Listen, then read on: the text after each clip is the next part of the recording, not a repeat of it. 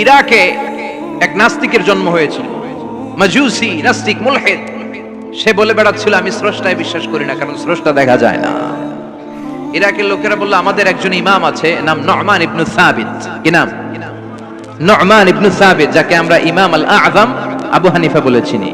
সবাই বলল তুমি যে স্রষ্টারে খুঁজে পাও না, আমাদের ইমাম তোমারে স্রষ্টা দেখায় দিবে। সুবহানাল্লাহ পড়েন। সে বলল ঠিক আছে, তাহলে তোমাদের ইমামরা আসতে বলো। কবে? সামনের জুমাবারে ঠিক ভর দুপুরে, দুপুর 2টার দিকে জুমার নামাজের পরে আমিও আসবো, তোমার ইমামও আসবে, ডিবেট হবে। দেখি আমি স্রষ্টার বিপক্ষে আর তোমাদের ইমাম স্রষ্টার পক্ষে, দেখি কে জিতে যায়। এই ডিবেট দেখার জন্য হাজার হাজার মানুষ এসেছে ইরাকের কুফানগরীতে, হাজার হাজার মানুষ এসেছে। ওই নাস্তিকও এসেছে যে আল্লাহকে বিশ্বাস করে না, স্রষ্টাকে বিশ্বাস করে। সবাই এসেছে, আসে নাই শুধু ইমাম আবু হানিফা। নাস্তিক কয় তগো ইমাম ডরাইছে। কি বলে? তোদের ইমাম ভয় পেয়েছে। উনি এসেছেন 1.5-2 ঘন্টা দেরি করে। 1.5 ঘন্টা দেরি করে যখন উনি আসলেন, নাস্তিক বলে আপনার সাথে কোনো কথা নাই, আপনার তো সময়ের জ্ঞানই নাই, আপনার সাথে কিসের আলাপ?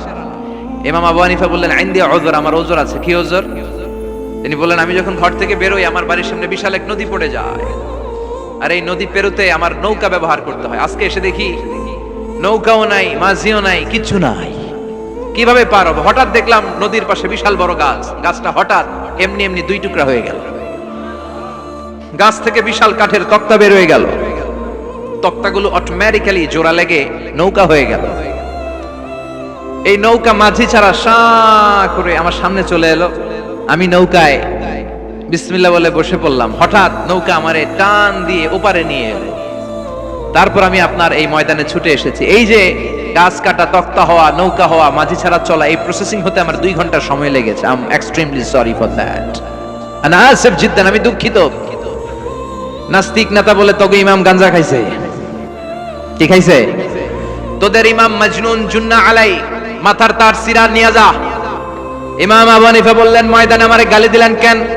পাগল বললেন কেন? তার সিরা বলে ডাকলেন কেন? মাজনুন শব্দ ব্যবহার করলেন কেন? মার্জিত ভাষা ব্যবহার করতে শিখেন। নাস্তিক বলে কেমন কথা আপনি বলেন? শিক্ষিত মানুষ, দার্শনিক মানুষ, জ্ঞানী মানুষ, ইমাম মানুষ, কোন মানুষ ছাড়া, করাত ছাড়া বিশাল বড় বড় গাছ কাটা যায় নাকি? মিস্ত্রি ছাড়া তক্তা বানানো যায় নাকি? মিস্ত্রি ছাড়া তক্তা জোড়া লাগে এমনি এমনি নৌকা হয় নাকি? মাঝি ছাড়া পানিতে নৌকা চলে নাকি? ইমাম আবু হানিফা বললেন now you on the right track. এই তো লাইনে আসছেন আপনি। এই লাইনে আনার জন্যই তো এত গল্প, লাইনে আনার জন্যই তো এত স্টোরি আমি মেক করলাম।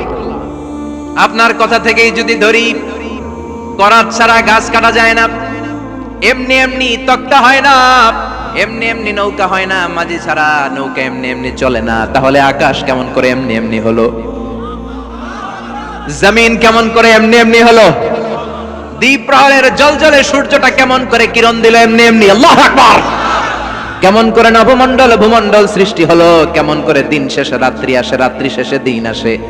ওইটা যদি এমনি এমনি না হয়, মহাবিশ্বের এই সুন্দর বসুন্ধরার সবকিছু কেমন করে এমনি এমনি হয়? নাস্তিক কয় হায় হায়, আসলেই তো আমি একটা উল্লুক্কা পাঠা, আসলেই তো আমি হাদারাম, এইভাবে তো ভেবে দেখি নাই। আসলে তো এগুলো এমনি এমনি হয় না। Someone is controlling everything in the world. একজন মহা শক্তিধর মহা এমডি আছে, এমডি ম্যানেজিং ডাইরেক্টর, মহা ব্যবস্থাপক, সব ব্যবস্থাপকদের বড় ব্যবস্থাপক। চিৎকার করে বলেন তিনি কে? বিশাল এক ব্যবস্থাপক আছে, তিনি সব কন্ট্রোল করছেন। এতদিন পর্যন্ত আমি বুঝতে পারি নাই, আমারে মাফ করিয়ে দেন আর পড়িয়ে দেন লা ইলাহা ইল্লাল্লাহু মুহাম্মাদুর রাসূলুল্লাহ সাল্লাল্লাহু। সাইয়েদনা ইমাম আবু হানিফার হাতে হাত রেখে শাহাদা বাক্য পাঠ করেছে। সুবহানাল্লাহ পড়েন। ঝিনুকের ভেতর লুকিয়ে থাকে যেমন মতি, ঝিনুকের ভেতর লুকিয়ে থাকে যেমন মতি, কালমা শাহাদাতে আছে আল্লাহর জ্যোতি, কালমা শাহাদাতে আছে আল্লাহর জ্যোতি। সুবহানাল্লাহ পড়েন। এই জ্যোতি যার হৃদয়ে একবার টাচ করে তার জন্য জান্নাতকে খুলে দেয় কে? এজন্য এই সূরা পড়লে নাস্তিকরা নাস্তিক থাকবে না। নাস্তিকদের জন্য এখানে আল্লাহ মেডিসিন দিয়েছেন, কিছু ডোজ দিয়েছেন। আলহামদুলিল্লাহ পড়েন। এই সূরা থেকে আমরা কিছু সময় কথা শুনবো। শুনতে রাজি আছেন তো? সূরার নাম চিল্লায় বলেন কি নাম? মুলক। মুলক মানে কি? মুলক মানে রাজত্ব, মুলক মানে ক্ষমতা, মুলক মানে পাওয়ার, মুলক মানে কিংডম, মুলক মানে সভরেন্টি। সুবহানাল্লাহ পড়েন। রব্বুল আলামিন বলেন তাবারাকাল্লাযী বিয়াদিহিল মুলকু ওয়া হুয়া আলা কুল্লি শাইইন কাদির। সুমহান সেই সত্তা যার হাতে ক্ষমতা আর তিনি সব বিষয়ে ক্ষমতাশীল। সুবহানাল্লাহ। তাবারাকাল্লাযী বিয়াদিহিল মুলক, মহামহিম সে সত্তা, সুমহান সে সত্তা, বিয়াদিহিল মুলকু যার হাতে ক্ষমতা। ক্ষমতা কার হাতে? চিৎকার করে বলতে হবে কার হাতে? নাকি আমাদের হাতে, না সরকারের হাতে, পুলিশের হাতে, র্যাবের হাতে, মাশরাফির হাতে, হিরো আলমের হাতে? ক্ষমতা কার হাতে? ক্ষমতা শুধুমাত্র একজনের হাতে। চিল্লায় বলেন তিনি কে? আল্লাহর হাতে ক্ষমতা, আর তিনি হচ্ছেন সকল ক্ষমতার উৎস, centre of the all powers. সব ক্ষমতার উৎস কে? নাকি জনগণ? আমরা কিন্তু এটাই শিখি, দেশে আমাদেরকে রাষ্ট্রীয়ভাবে শেখানো হয়, এটা রাষ্ট্রীয় কুফরি। সকল ক্ষমতার উৎস জনগণ নয়, সকল ক্ষমতার উৎস কে? উনি ক্ষমতার উৎস, তিনি ক্ষমতাশীল, মহা ক্ষমতাধর, তার ক্ষমতার সাথে কারো তুলনা হয় না। আমাদের কি ক্ষমতা আছে? কথা বলেন। বল্লা পোকার কামড় খাইছেন? হ্যাঁ, মৌমাছি কামড়াইছে? মৌমাছি কামড়াইলে চিল্লাচিল্লি শুরু করে, তো কি ক্ষমতা আছে আপনার? বল্লা কামড় মেরা দেয়, ধরে যে মার মইটাও পারি না। কুত্তায় কামড়াইলে আমরা কুত্তারে কামড়াইতেও পারি না। কথা বলেন। আমরা নাকি ক্ষমতার মালিক। পিছন থেকে কেউ যদি বলে হুজুর সাপ,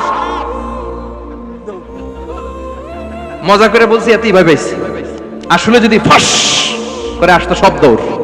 স্লোগান দেওয়ার বেলায় লিল্লাহে তাকবীর, আল্লাহু আকবার, আমার ভাই তোমার ভাই, কাপায় ফেলামো নামায় ফেলামো। কথা বলেন। আর যদি পেছন থেকে কেউ আওয়াজ করে বলে সাপ, দৌড়। আপনারা কি দৌড় দিবেন? আমরা এদিক দিয়ে দৌড় দিব। কথা কন। চাচা আপন প্রাণ জীবন বাঁচানোর জন্য ভয়ে পাগল। সাপ লাগবে না, বাবা ব্যাং চিনেন? মাইথার দিয়ে নাই বোধহয়। আছে আছে।